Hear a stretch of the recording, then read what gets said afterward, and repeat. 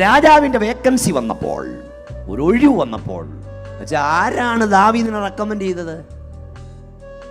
ശൗലാണോ? ആണോ? അല്ല.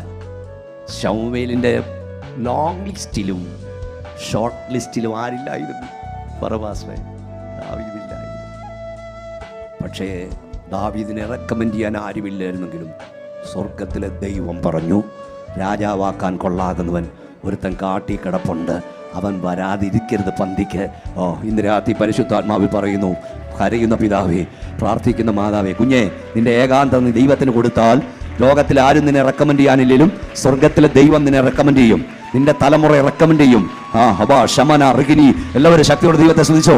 നിന്റെ തലമുറയ്ക്ക് റെക്കമെൻഡ് ചെയ്യാൻ, ഹല്ലേലൂയ, കാനഡയിലോ UK-യിലോ യൂറോപ്യൻ രാജ്യത്തോ കുവൈറ്റിലോ മസ്കറ്റിലോ ബോംബെയിലോ നിന്റെ തലമുറ റെക്കമെൻഡ് ചെയ്യാൻ ആരുമില്ലെങ്കിലും, കരയുന്ന കുഞ്ഞെ, പ്രാർത്ഥിക്കുന്ന യുവാവേ, ഭൂമിയിൽ ആരും നിന്നെ റെക്കമെൻഡ് ചെയ്യാനില്ലെങ്കിലും സ്വർഗത്തിലെ ദൈവം നിന്നെ റെക്കമെൻഡ് ചെയ്യും.